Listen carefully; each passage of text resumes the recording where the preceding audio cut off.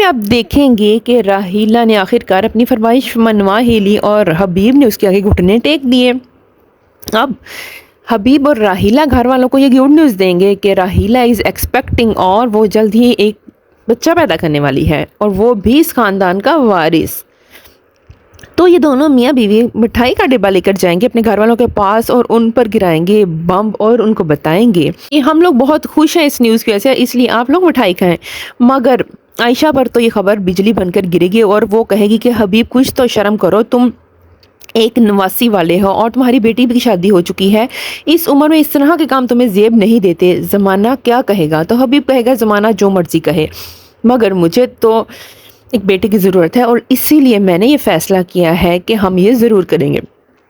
حبیب کی بہن سائیکہ اور فہمی بھی یہ سن کر بہت ہی پریشان اور حیران ہو جائے گی، آخر ہمارے بھائی کو یہ کیا سوجی اور اس نے کیوں کیا؟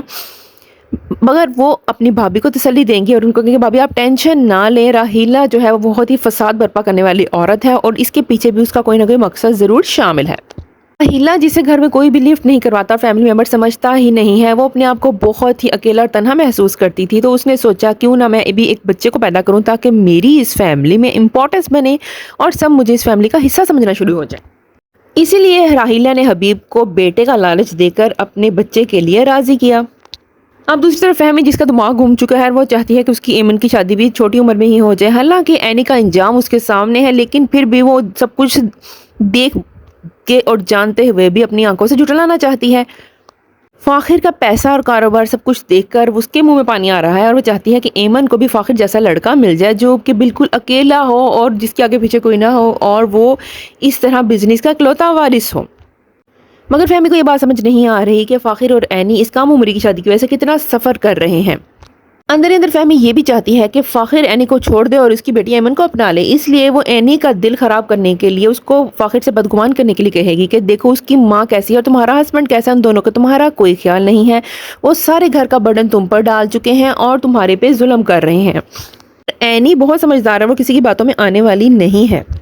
وہ کہے گی کہ پھپھو کچھ نہیں ہوتا، اگر میری شادی ہو چکی ہے تو یہ گھر میرا ہے اور میں اس گھر کو اپنا گھر سمجھ کر ہی سارے کام کرتی ہوں۔ دوسری طرف اینی کی بیماری نے فاخر کی بھی آنکھیں کھول دی ہیں اور اس کو تھوڑا سا اپنی ذمہ داریوں کا احساس ہو چکا ہے اور وہ ایک رسپانسبل ہسبینڈ اور باپ بننے کی کوشش کر رہا ہے۔ راحیلہ جو کہ پہلے ہی بہت نخرے کرتی تھی اور اب اس کنڈیشن میں اس نے اپنے نخرے مزید بڑھا دیے ہیں، اور عائشہ کی چھوٹی بیٹی جو کہ اس کی خدمتوں میں مامور ہے، وہ اس کو بہت ہی نخرے دکھا رہی ہے اور بتا رہی ہے کہ میں یہ نہیں کھا سکتی، وہ نہیں کھا سکتی۔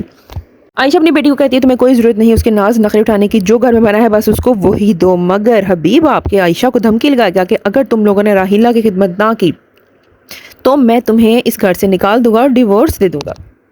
عائشہ بہت ہی پریشان ہو جاتی ہے اور سمینہ باجی سے کہتی ہے کہ دیکھیں وہ مجھے کس قسم کی دھمکیاں لگا رہا ہے، تو سمینہ باجی کہتی ہیں کہ تم ٹینشن نہ لو، حبیب کو میں سیٹ کر لیتی ہوں۔